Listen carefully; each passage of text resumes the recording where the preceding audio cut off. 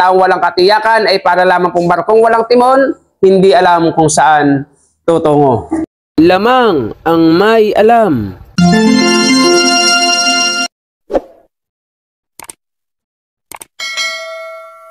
Magandang umaga po sa inyong lahat at lalo tigit po sa ating Panginoon. So tayo pong muli ay mag-aaral po ng salita ng ating Diyos. So ang pamagat po ng ating pag-aaralan ay ang buhay na may katiyakan.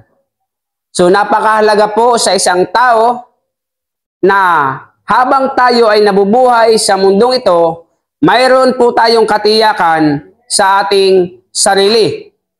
Mayroon po tayong katiyakan sa ating buhay. Mayroon po tayong katiyakan sa ating mga ginagawa. Mahirap po yung taong walang katiyakan sapagkat ang taong walang katiyakan ay para lamang pong barkong walang timon, hindi alam kung saan tutungo. Para ka pong sumusuntok sa hangin kapag ang isang tao ay walang katiyakan sa kanyang sarili. Bakit ba tayo nabubuhay sa mundong ito? At bakit ba tayo naglilingkod at nagsisimba tuwing linggo? Bakit ba tayo nananampalataya sa Panginoon? Sapagkat ang pananampalataya ay umaasa po tayo sa mga bagay na inaasahan nating mangyayari bagamat hindi pa natin ito nakikita. So ibig sabihin po, kapag tayo po ay nabubuhay sa mundong ito, sa ating pong paglilingkod sa Panginoon, nakatitiyak po tayo na sa lahat ng ating mga inaasahan, bagamat wala pa, ito po ay inaasahan nating mangyayari. Kaya napakahalaga po na ang isang tao ay may katiyakan sa kanyang sarili. Kapag ang isang tao ay walang katiyakan sa kanyang pamumuhay, wala po itong tagumpay. Maniwala po kahit sa hindi. Kapag ginagawa mo isang bagay, nakatitiyak ka, dapat na may patutunguhan at may tagumpay. Mahirap pong gumawa, mahirap magtrabaho, na hindi mo natitiyak kung talagang maganda ang kahinatnan. Mahirap pong makipagsapalaran sa mundong ito. Pero kapag tayo naglilingkod sa Diyos, lagi pong may katiyakan. So kaya mo ginagawa mo isang bagay, kaya ka nagsisimba. Bakit? Bakit ka naglilingkod sa Panginoon sa haba-haba ng panahon? Bakit? Kasi may katiyakan ka na pag dumating yung bagay, panahon na inaasahan mo, yung bagay na hindi mo pa man nakikita, ngunit inaasahan mong mangyayari, ay magaganap sa panahong itinakda ng Diyos. Tulad ng kaligtasan po natin. Tandaan po natin, bilang mga anak ng Diyos, meron po tayong kasiguraduhan na tayo ay may kaligtasan anumang oras na tayo ay kunin ng ating Panginoon. At nakasisiguro din tayo, sabi sa Biblia, na bibigyan tayo ng Diyos ng mahabang buhay dahil tayo ay mga anak ng Diyos. Kaya po maraming Kristiyano nagsisimba 1 taon, 2 taon, 3 taon, 20 at 20 taon na sa simbahan. Nawawala pa sa simbahan. Bakit? Wala pa siyang katiyakan, kasiguraduhan sa kanyang sarili. Ay bakit nagsisimba? Tradisyon. Kasi lahat ng tao may relihiyon. Naniniwala ba kayo lahat ng tao may relihiyon? Lahat ng tao may simbahan. Lahat ng tao nagsisimba. Ano po? Pero kalimitan ay tradisyon. Ngunit hindi po siya sigurado kung ano ba yung kanyang tinatahak. Parang ang barkong walang timon. Pag hinampas ng hangin sa kaliwa, liliko sa kaliwa yan. Pag hinampas ng hangin sa kanan, liliko sa kanan yan. Ano po? Baliktad pala. Pag hinampas ng hangin sa kanan, liliko sa kaliwa yan. Pag hinampas ng hangin sa kaliwa, kanan po ang pihit niyan. Ganyan ang mga bangka na walang timon. Walang patutunguhan. Kaya ang isang Kristiyano na walang katiyakan sa kanyang pananampalataya, wala po yang direksyon at walang tagumpay ang kanyang buhay. Mauuwi lamang sa wala. Mauuwi lang po sa wala. Kaya mapapansin mo ilang taon na wala pa sa simbahan. Walang katiyakan. Kaya lang siguro nagsisimba at siguro maganda yung simbahan. Pangalawa, kaya lang siguro nagsisimba at malapit sa kanyang bahay. Ano po? Pangatlo, kaya lang nagsisimba at kasuyo niya yung mga kasama sa simbahan.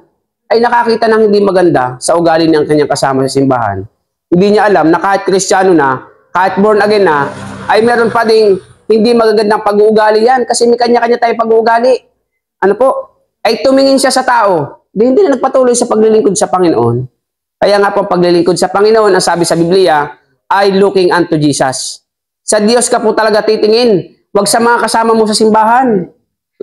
Huwag sa pastor, huwag kung kani-kanino. Sa Diyos. Dahil kapag kung kani-kanino ka tumingin, ay para ka pong barkong walang timon at wala ka pong katiyakan sa iyong pananampalataya. Tandaan niyo po, kapag wala kang katiyakan sa iyong pananampalataya, mabuti pa ay magtanim ka na lang ng kamote. Tiyak, 6 na buwan, may aanihin ka. Kung gagamasan mo talagaan, baka unahan ka ng daga. Ganon din po sa pananampalataya at paglilingkod sa Panginoon. Kailangan, habang buhay kang maglilingkod. Hindi pwedeng 20, 30, 10, 5 taon. Nagsisimba ka tapos mawawala ka din po sa simbahan. Ang sabi nga sa Biblia, mabuti pang hindi ka na lang nakakilala sa Panginoon. Ang taong walang katiyakan, ang Kristiyanong walang katiyakan sa pananampalataya, hindi po yan magtatagumpay sa paglilingkod. Aalis at aalis po yan. Sa maniwala kayo at sa hindi, yan po ay aalis at aalis sa pananampalataya. Bakit? Kasi kapag isang tao, Kristiyano, ay walang katiyakan sa kanyang pananampalataya, yan po ay maghahanap ng mga lugar, simbahan na kung saan pabor sa kanya. Ang hahanapin yan, mga simbahan na pabor sa kanya. Kapag lagi na po yan tinatamaan ng sermon, aalis na po yan. Kapag tinamaan ka ng sermon, ay ikaw nga talaga pinatatamaan. Bakit? Aba, hindi naman kita kilalay. Pero sabi sa Biblia, ang salita daw po ng Diyos ay para daw po yung tabak na tumatagos sa ikabuturan ng ating puso at nakababasa, nakaaalam, nakatataho ng isipan ng isang tao. Kaya pala tinatamaan dahil alam ng Diyos kung sino ka at para sa iyo talaga ang kanyang salita. So walang kaalam-alam yung nagsasalitang pastor dahil ang Diyos ang nakaalam ng iyong buhay. Bilang mga anak ng Diyos, kailangan nakasisiguro ka, nakatitiyak ka kung ano ba ang dahilan bakit ka naglilingkod at nagsisimba tuwing linggo. Bakit? Kailangan nakatitiyak ka na anuman ang mangyari ay uuwi ka sa piling ng Panginoon. Anuman ang mangyari, magtatagumpay ka sa paglilingkod sa Panginoon. Yan ang Kristiyanong may katiyakan. Kasi ang isang Kristiyanong may katiyakan, anuman po ang mangyari sa kanyang buhay, anuman po ang mangyari sa simbahan na kanyang tinatinan, yan po ay magpapatuloy sa paglilingkod sa Panginoon. Ayaw ko na doon. Bakit? Mukhang busangol yung katabi ko sa simbahan. Doon ko gusto, mukhang artista mga kasama ko sa simbahan. Kapag naglilingkod sa Panginoon, kailangan nakatitiyak ka na hindi ka aayaw sa paglilingkod. Kapag wala kang katiyakan, kapatid, isiguraduhin ko sa iyo, ang pastor po yung nagsasawa ng kasusuyo. Oo.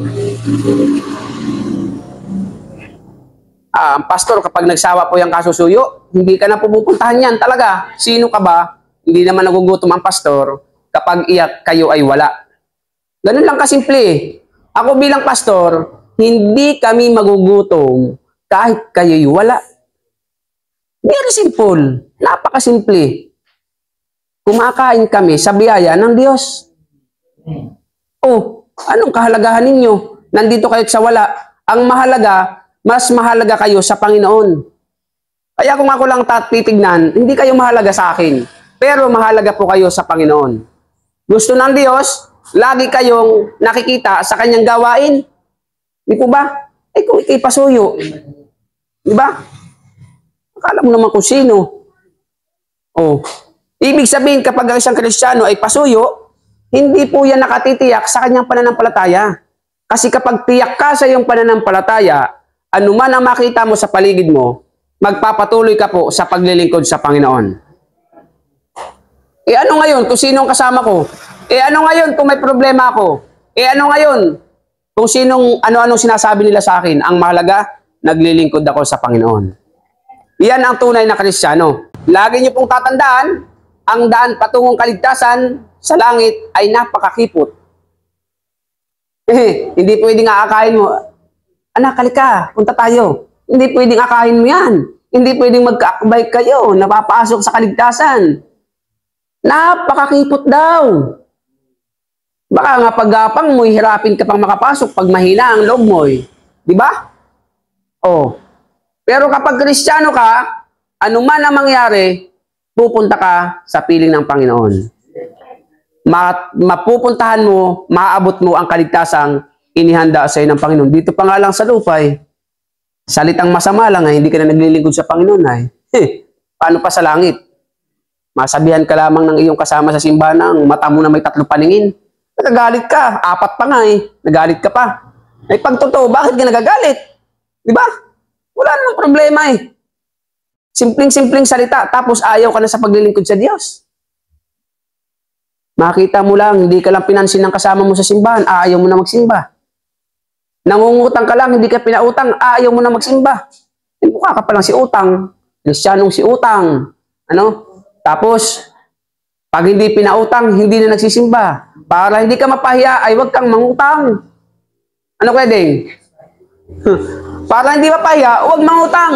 Kaya bilang isang Kristiyano, kailangan tiyak mo sa iyong sarili kung saan ka nakapwesto. Tiyak mo sa iyong sarili kung sino ka. Marami kasing tao, hindi alam kung sino siya. Maraming tao, hindi alam kung sino siya. Oh. Feeling mo si Superman, ay hindi naman.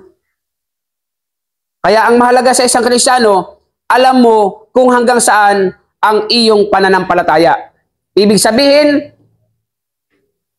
bilang anak ng Diyos, bilang mga Kristiyano at naglilingkod sa Panginoon, maging matibay po tayo sa ating pananampalataya. So ang sabi po sa aklat ng Hebreo 11:1, ang pananampalataya ay katiyakan na mangyayari ang ating mga inaasahan at paninindigan tungkol sa mga bagay na hindi nakikita. So ang pananampalataya daw po ay katiyakan na mangyayari ang tungkol sa mga bagay na hindi nakikita.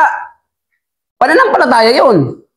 Pagdating ng 2030, mayaman na ako. Pananampalataya po yun. Opo. Mga bagay na hindi mo nakikita, ngunit inaasahan mong mangyayari. At imposible. Pero kapag ikaw ay may pananampalataya, iyan yung bagay na kahit imposible, mangyayari dahil sa iyong pananampalataya. Kaya nga sabi ng Panginoon, yung bundok daw sa pananampalataya mo, kayang lumipat sa dagat gaano kalupit yun? Diba? Bundok mo ng problema, tanggal yan. Kapag nanampalataya ka sa Panginoon, yung kahirapan, tanggal yan. Kapag nanampalataya ka sa Panginoon. Bakit? Ang pananampalataya ay katiyakan sa mga bagay na inaasahan mong mangyayari kahit na po wala pa at hindi mo nakikita. At ito ay paninindigan tungkol sa mga bagay na hindi nakikita. Bakit ka ba naglilingkod sa Panginoon? Bakit ka nagsisimba? Bakit ka laging pumupunta ng simbahan? Dahil wala pa man, inaasahan mo na dadating ang isang araw, pagpapalain ka ng Diyos. Dadating ang isang araw, ikaw ay uwi sa piling ng Panginoon. Mahirap po namang, napakahirap pong mabuhay sa mundong ito nang wala kang katiyakan. Alam niyo po ba yung mga taong walang katiyakan? Gigising sa umaga. Yan ang buhay niyan. Kakain kung walang makakain. Magtatrabaho kung may trabaho. Pag wala, tatambay. Pag wala ng kailangan sa kanyang pansariling kailangan, namumroblema na, gagawa na ng masama. Bakit? Kasi walang katiyakan. Kapag ang isang tao ay walang katiyakan, walang giya ang kanyang sarili. Yung katiyakan, nagiging giya po natin ito. Na ito po yung nagmamando sa atin kung anong ating gagawin. Gawin mo ito, tiyak. Tiyak yan, tiyak yan. O, di ba? Tiyak na magtatagumpay ka. O, sa mga maghahalaman, itanim mo ito, tiyak yan, 6 na buwan. Mag-aani ka, gamasan mo para tiyak na maging magandang laman ng kamuti mo. Magsikap ka para tiyak na sa loob ng 10 taon, giginhawa ka. O matulog ka, tiyak sisiguraduhin ko sa iyo, pagdating na 10 taon, butot balat ka na lang. pati pagbili ng kabawang mo ay mamamalimos. Di ba? Pero pag nagsikap ka, ikaw ay pagpapalain ng Panginoon. So ang salitang katiyakan, ito po ay napakagandang kasama ng ating buhay at lagi po nating panghahawakan na anumang ginagawa natin, sigurado na po tayo na may katiyakan tayo sa ating sarili. May katiyakan po tayo. Kaya nga nagsusumikap ang tao Dahil tiyak niya na kapag siya ay nagsikap, siya ay giginhawa ang buhay. At kapag ako ang tinanong, ang isang taong tamad at hindi nagsisikap, tiyak na maghihirap po yan pagdating ng panahon. Pero yung nagsisikap, tiyak na yan po ay sasagana at pagpapalain ng Diyos kung ang kanyang pagsisikap ay may kasamang pananampalataya. So mga magulang at mga kapatid, ang paglilingkod po sa Panginoon ay katiyakan na inaasahan mong may mangyayaring mabuti sa iyong buhay, bagamat wala pa. Bagamat wala pa. Ang tanong ay kailan? Iyan ay ibibigay sa iyo ng Diyos sa panahong gusto niya. Pero sisiguraduhin ko sa iyo, ibibigay sa iyo ng Diyos yan kung ikaw ay patuloy na maglilingkod lamang sa Panginoon. Kung ayaw ka sa paglilingkod sa Diyos, mapupunta po yan sa mga taong naglilingkod sa Panginoon. Kaya sa paglilingkod sa Panginoon, patibayan. Ano po? Ang mga Kristiyanong may katiyakan sa kanyang pananampalataya, wala po diyang panahon o walang pagkakataon, wala sa kanilang isip ang umatras sa paglilingkod. Yan ang Kristiyano na may katiyakan. Pero kung ang Kristiyanong nanghihiram ka lamang ng lakas ng pananampalataya sa kapwa mo, ay hindi ka po magtatagumpay sa iyong paglilingkod sa Panginoon. Kaya po, mga magulang ko at mga kapatid, kailangan tayo po ay magpatuloy sa paglilingkod sa Panginoon sapagkat ang gusto po ng Diyos ay pananampalataya na may katiyakan. Tayo tumayo, tayo manalangin. Salamat po muli, O Diyos, ng marami sa inyong biyaya at pag-iingat sa bawat isa sa amin. Purihin po ang inyong dakilang pangalan. Patawarin po kami sa lahat ng aming kasalanan, sa isip man, sa salita at sa gawa. Malaki o maliit, hayag man o di hayag, sinasadya man po, O Diyos, o hindi. Nawa, Panginoon, ang bawat isa sa amin ay magpatuloy po sa paglilingkod sa inyo.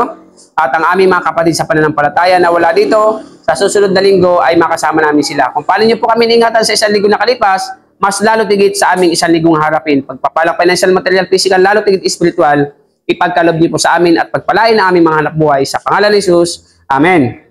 Lamang ang may alam.